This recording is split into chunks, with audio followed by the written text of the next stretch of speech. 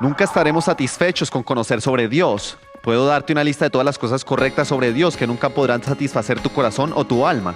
Nos satisfacemos solo por el experimentar de Dios.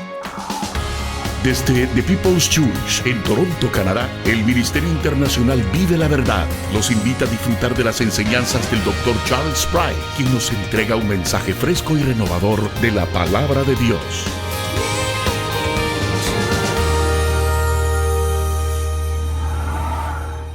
Si tienes una Biblia contigo, voy a leer algunos versos para iniciar del Evangelio de Juan, capítulo 14, verso 15. Y Jesús está hablando a sus discípulos y Él les dice a ellos: si ustedes me aman, obedecerán mis mandamientos. Y yo le pediré al Padre y Él les dará otro consolador para que los acompañe siempre. El Espíritu de verdad, a quien el mundo no puede aceptar, porque no lo ve ni lo conoce, pero ustedes sí lo conocen. Y así es como lo conoces, porque vive con ustedes y estará en ustedes. No los voy a dejar huérfanos, volveré a ustedes. Dentro de poco el mundo ya no me verá más, pero ustedes sí me verán. Y porque yo vivo, también ustedes vivirán. En aquel día ustedes se darán cuenta de que yo estoy en mi Padre y ustedes en mí y yo en ustedes. ¿Quién es el que me ama? El que hace suyos mis mandamientos y los obedece. Y al que me ama, mi Padre lo amará. Y yo también lo amaré y me manifestaré a él. Como ves, podríamos conocer sobre Dios, podríamos saber sobre otras personas. Si nos proponemos, es decir, notar ciertos factores sobre ellos, podemos conocer ciertos hechos sobre Dios. Y la última vez hablé sobre algunos de los factores sobre el ser de Dios, los cuales son revelados en la Escritura, como su omnipotencia, que Él es todopoderoso, su omnisciencia, que Él sabe todo, su omnipresencia, que Él está en todos los lugares, en todo tiempo, su inmutabilidad. Son palabras complicadas y estoy seguro que las aprendiste la última vez, que Dios no cambia en nada su naturaleza eterna. Él no tiene inicio, Él no tiene final. Su manifestación como tres en uno y la compleja revelación de Dios como Trinidad. Y todos estos son verdad, todos estos pueden ser sustentados por la Escritura y todos pueden ser interesantes, pero todos podrían enfriarte, aunque tú creas en ellos. En la Biblia, Dios no nos es revelado simplemente por una serie de hechos dados sobre Él, por importante que eso sea, pero Dios se revela a sí mismo en la Escritura, experiencialmente. Esto es, conocemos a Dios por medio de nuestra experiencia con Él, por nuestra relación con Dios. Él no nos ha dado un catálogo de hechos como biográficamente. Estas son cosas que son la verdad sobre Dios, creen ellas. Como si pudiera revisar una lista y chequear cada punto, lo que creo y lo que no. Pero en vez de Él revelarse a sí mismo primeramente en la Escritura, lo hizo en sus relaciones con personas y sus acciones sobre la gente. Y por eso la gente aprendió quién Dios es. Por eso leímos los versos en Juan 14. Realmente el mundo no lo conoce a Él. Tampoco lo ve a Él, al Espíritu lo hace, lo conoce a Él, pero lo conoce. ¿Por qué? Porque vive en ti y Él será contigo. Tú tienes experiencia con Él, por eso lo conoces. Al final del verso 21, y el que me ama, a mi Padre lo amará, y yo también lo amaré, y me manifestaré a Él. Esto es, me revelaré en un contexto de relación, en una relación donde existe una experiencia con Dios en conjunto. Y relación con Dios proviene del experimentar de Dios. ¿Cómo desarrollas relación? A través de experimentar de Él. Esto es verdad a nivel humano también.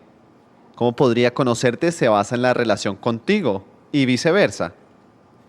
Nunca estaremos satisfechos con conocer sobre Dios. Puedo darte una lista de todas las cosas correctas sobre Dios que nunca podrán satisfacer tu corazón o tu alma. Nos satisfacemos solo por el experimentar de Dios. Quiero hablar hoy del experimentar a Dios, y existe un buen libro escrito por Henry Blackaby, quien explica muy bien en su libro Experimentando a Dios.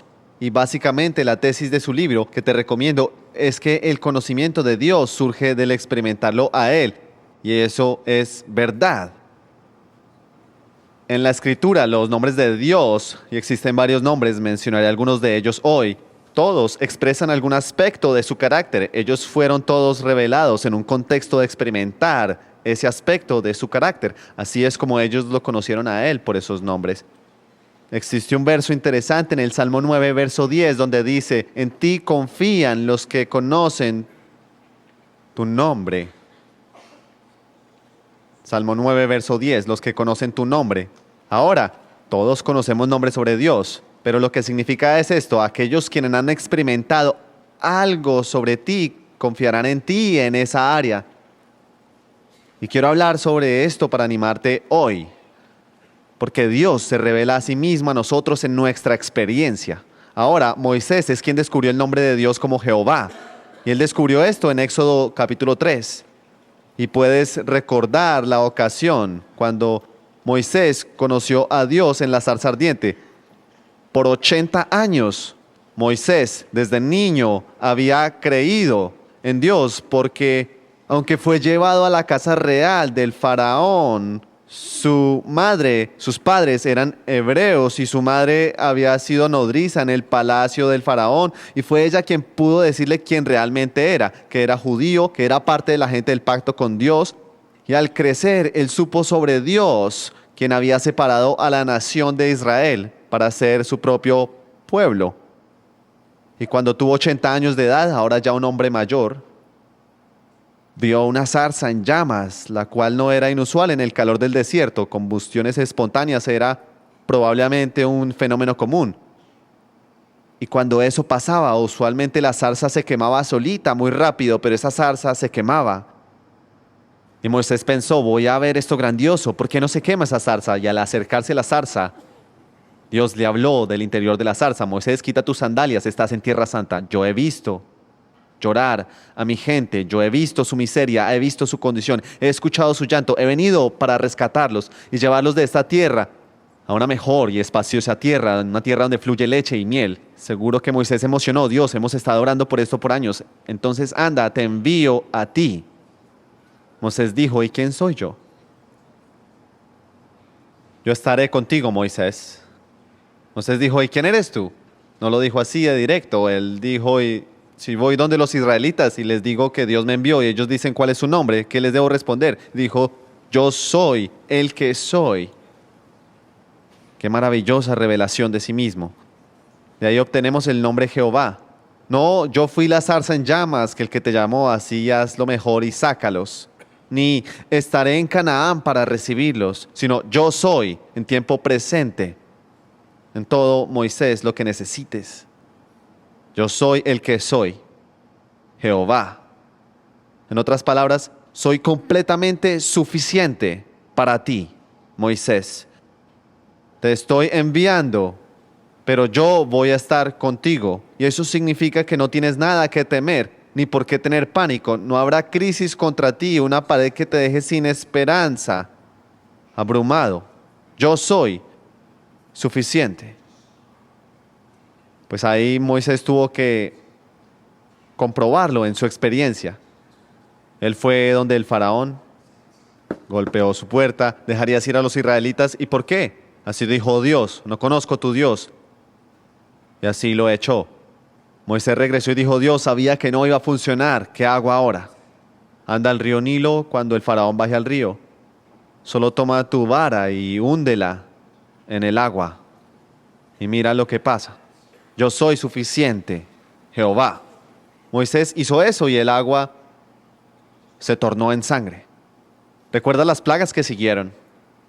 Cada una de ellas fue Dios demostrando su suficiencia contra la negativa del faraón para dejar ir a los israelitas. Eventualmente, después de la muerte del primer hijo en cada familia egipcia, la 10ª plaga, estaban por dejar Egipto.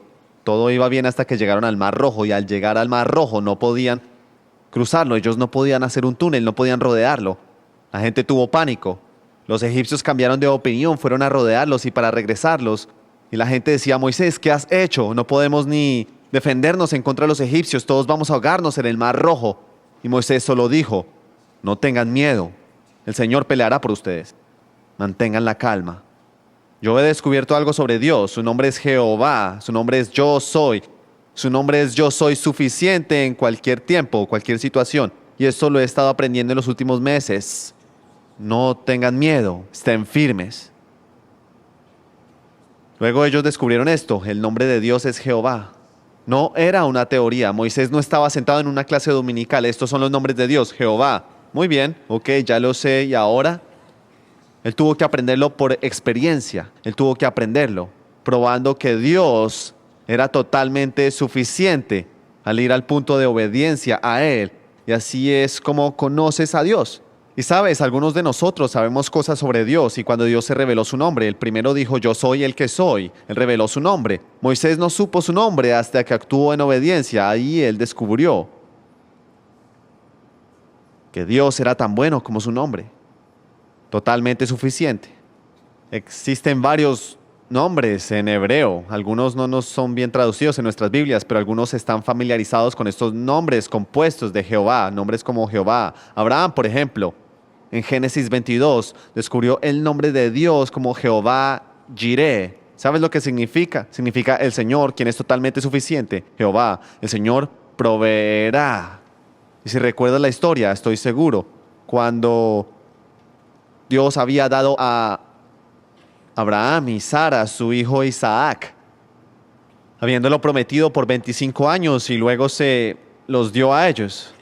Y un día Dios dijo, toma a tu hijo, el único que tienes y al que tanto amas, y ve a la región de Moría. Una vez allí ofrécelo como holocausto en el monte que yo te indicaré. Abraham, toma a tu hijo, ese hijo que tanto amas. Dios enfatiza eso, tómalo a una montaña y ofrécelo como sacrificio.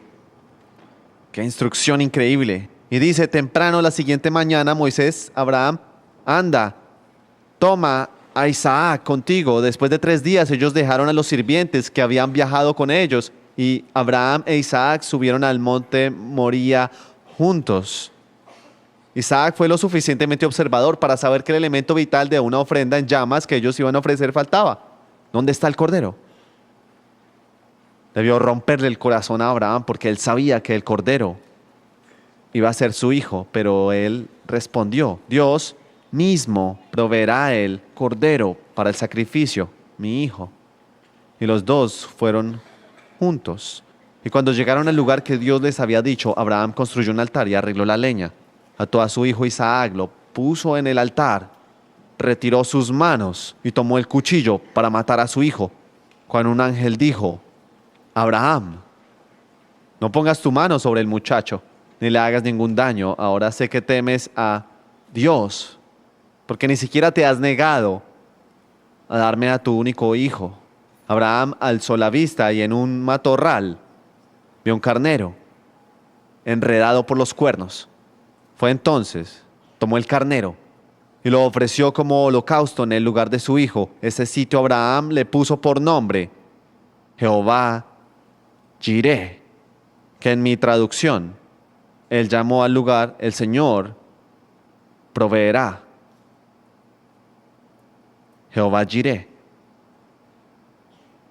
Josué tuvo que aprender que el nombre de Dios era Jehová Nisi. ¿Sabes lo que significa Jehová Nisi? Es un término hebreo. Significa el que pelea por nosotros. Él descubrió eso en Éxodo capítulo 17, cuando los israelitas salieron de Egipto. Y ellos se habían cruzado el Mar Rojo y el primer enemigo que surgió fueron los amalecitas. Y Dios dijo a Moisés que fuera a una colina con su hermano Aarón y con otro hombre llamado Hur y que mantuviera su vara en el aire. Desde ahí observaba la batalla entre los israelitas y los amalecitas. Y Moisés dijo a Josué, la primera vez que Josué fue mencionado en la Biblia, para formar un ejército y liderarlo y pelear contra los amalecitas. Pero no fueron sus habilidades las que causaron que ganen. Mientras Moisés tenía su vara en el aire, los israelitas prevalecían sobre los amalecitas y cuando Moisés bajaba su vara, los amalecitas empezaban a ganar a los israelitas. Y Moisés levantaba su vara de nuevo y los israelitas comenzaban a ganar a los amalecitas. Y cuando se cansaba y descansaba, los amalecitas empezaban a ganar a los israelitas. Sostenía su vara arriba y todo en reversa, los israelitas comenzaron a conquistarlos. La vara, desde luego, la que él sostuvo en sus manos, fue algo que lo arrojó así como cuando estuvo frente a la zarza, como un símbolo de sumisión a Dios. Y la vara se convirtió en un símbolo desde ahí, de la soberanía de Dios en la vida de Moisés. E interesantemente, cuando ellos ganaron la batalla sobre los amalecitas y ellos fueron derrotados, Dios dijo a Moisés, déjame encontrarlo aquí. Y dice en el verso 14, el Éxodo 17, el Señor le dice a Moisés, pon esto por escrito en un rollo de cuero para que se recuerde y que lo oiga bien Josué. Yo borraré por completo bajo el cielo todo rastro de los amalecitas. Moisés edificó un altar y lo llamó, el Señor es mi estandarte, Jehová Nisi. El Señor es mi estandarte, el que pelea por nosotros. Pero es interesante que dice y que lo oiga bien Josué. Asegúrate que Josué lo entienda, aunque él lidere el ejército en el valle y pelee una buena batalla. No fueron sus habilidades o la ejecución que causaron que él tuviera victoria. Dios les dio la victoria.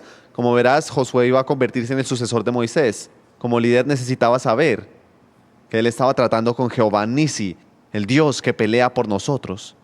En Números 13, cuando ellos estuvieron en campo abierto, recordarás que Moisés envió a 2 espías a Canaán a espiar la tierra. Y regresaron y le dijeron a Moisés, después de 40 días de explorar la tierra, que todo sobre la tierra que escuchamos es bueno, es próspera, fluye leche y miel, pero existe un problema y es que aquí hay gente que son gigantes. Hay 7 diferentes naciones, viven en 45 ciudades, somos una tribu nómada, no podríamos jamás conquistarlos. Y 10 de los 12 dijeron, no podemos ocupar la tierra. Pero 2 de los 12, uno de los cuales era Josué, el otro su amigo Caleb, dijeron, es verdad que son más fuertes y mejores equipados y más numerosos que nosotros. Pero Josué recordó lo que le dijeron. A Moisés se le dijo, y que lo oiga bien Josué, yo borraré por completo bajo el cielo todo rastro de los amalequitas. El Señor es mi estandarte, Él es quien pelea por nosotros. Y Josué dijo en Números 14, versos 6, si el Señor se agrada de nosotros, nos hará entrar en ella. Nos va a dar una tierra donde abunda leche y miel. Y esto dice Josué, es asunto de Dios. No lo vean simplemente en términos de recursos humanos y fuerza humana. Una lucha entre nosotros contra ellos. Estamos en un asunto de Dios. Dios nos va a dar la victoria. Y al hacer votación, 10 contra Josué y Caleb. Y volvieron a pasar los próximos 38 años, 40 años en total, deambulando, hasta que esa generación muriera, excepto Josué y Caleb. Y cuando Josué vino y lideró a los israelitas hacia Canaán, 38 años después, el libro de Josué es una historia de victoria tras victoria, de batalla en batalla, porque Josué había aprendido en su experiencia, el Señor es mi estandarte, el Señor es nuestra victoria. Es más, 28 veces en el libro de Josué, se habla de Canaán como la tierra que el Señor nos dará. Josué lo decía seguido, la tierra que el Señor nos dará.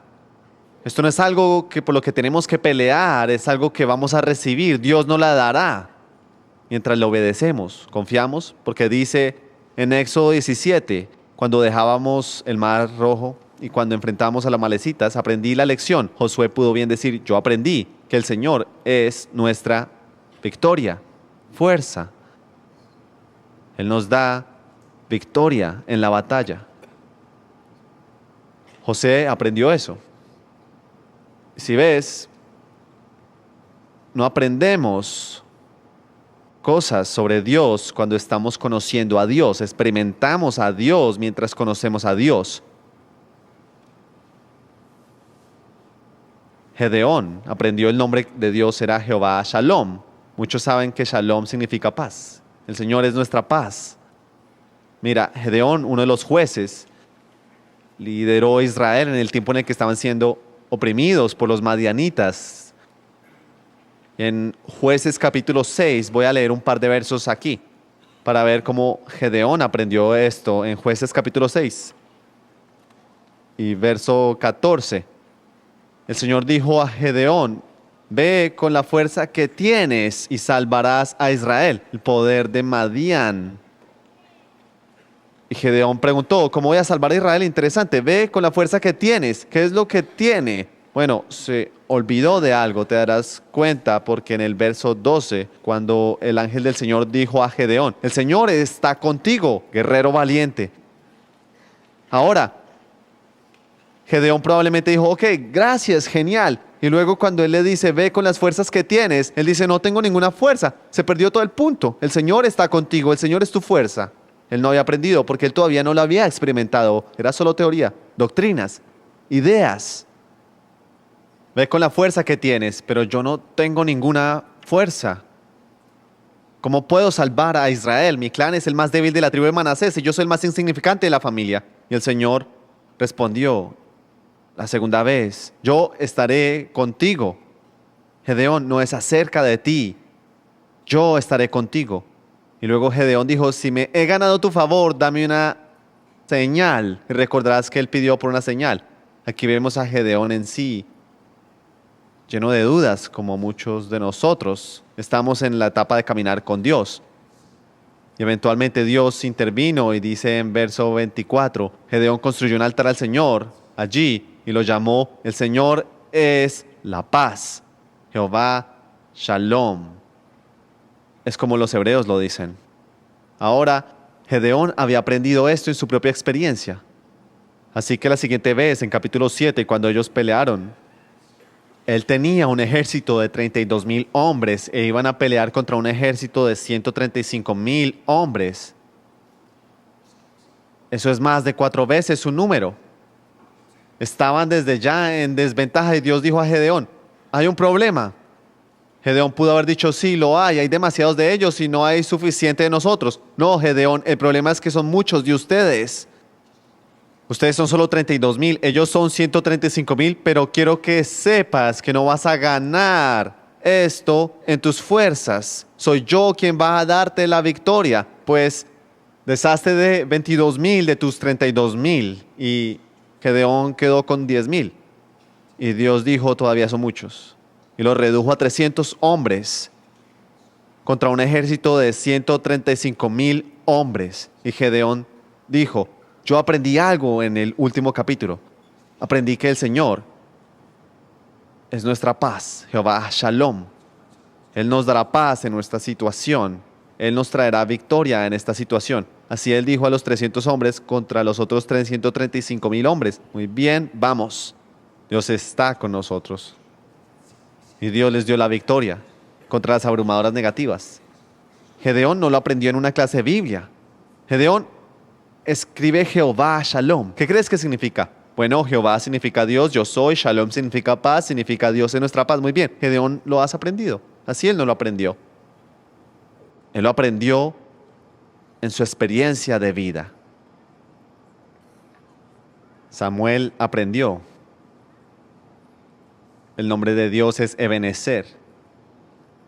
Porque puedes recordar en 1 Samuel capítulo 7, los israelitas fueron atacados por los filisteos. Los habían robado 20 años atrás, el arca del pacto, la tomaron, humillándolos. Fue culpa de los israelitas, ellos habían sido dependientes en sí mismos, se hicieron supersticiosos sobre el arca, ahora se la robaron. Y en 1 Samuel capítulo 7, 20 años después fueron derrotados. Ellos pelearon en contra de los filisteos, otra vez. Y Samuel dijo a la gente que si ustedes desean volverse al Señor de todo corazón, en 1 Samuel 7, verso 3, desháganse de los dioses extranjeros y de las imágenes de Astarte, dedíquense totalmente a servir al Señor y Él los librará del poder de los filisteos. Israelitas, reconozcan que el Dios, aunque tiene una historia de derrota, Dios se los entregará. Ellos fueron a batalla y Él se los entregó. Y en el verso 12 dice: Samuel tomó una piedra y la colocó entre Mizpah y Sen y la llamó Ebenezer. El Señor no ha dejado de ayudarnos. Ebenezer significa Dios nos ha ayudado. Dios ha hecho esto. ¿Sabes? Las lecciones que aprendemos cuando leemos la Biblia tuvieron que convertirse en realidad. Yo aprendí tiempo atrás que la gente no aprende mucho por escuchar un sermón, entonces ¿por qué predico cada semana? Te diré lo que predicar hace, explica el trabajo de Dios. Personas que dicen, eso exactamente experimenté esta semana, eso es exactamente lo que pasé. Ellos dicen, ahora yo conozco que fue Dios, ahora conozco que es Dios quien trabaja en mi vida. Y muchas veces al final de una reunión, cuando me paro al frente y hablo con personas que se acercan a hablar, me dicen lo que dijo esta mañana, lo que me pasó la semana pasada. Y los dos nos unimos. Lo que ellos están diciendo es, usted me ha explicado que era Dios quien lo estaba haciendo, ahora lo sé.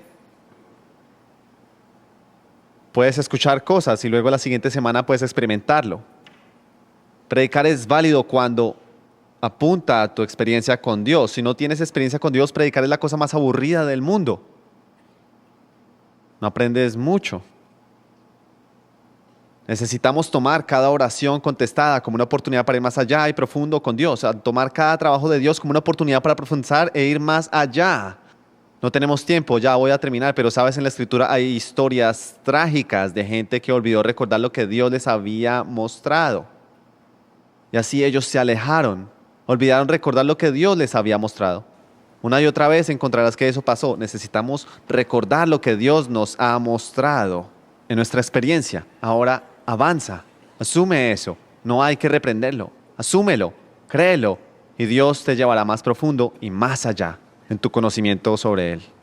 Si estamos hablando sobre conocer a Dios como lo hacemos esta ocasión en estos estudios, conocemos a Dios experimentando a Dios. Necesitamos saber los hechos sobre Dios, el saber que Él es todopoderoso, el saber que es omnisciente y todas esas cosas. Pero nunca son reales en la vida de nosotros hasta que nos levantamos y decimos hay una sola explicación para lo que está pasando. O es el Dios todopoderoso quien interviene, o estoy solo. Ahí descubres, Él es siempre bueno, como su nombre. Su nombre. Oremos juntos. Señor, gracias por todos los nombres por los cuales tú te has revelado a nosotros en tu palabra. Cada uno de ellos nos dice una historia de cómo tú te has intervenido en la vida de alguien, en la experiencia de alguien. Y oro para que mientras buscamos crecer en Cristo, que seamos hombres y mujeres quienes a cada momento experimentamos a Dios.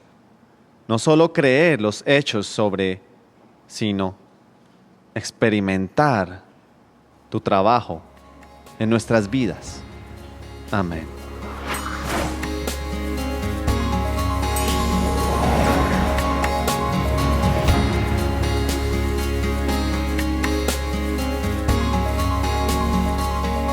Esperamos que las enseñanzas del Dr. Charles Price le permita comprender el verdadero propósito de Dios para su vida. Gracias por su atención y amable compañía. Los esperamos en el próximo mensaje del Dr. Price.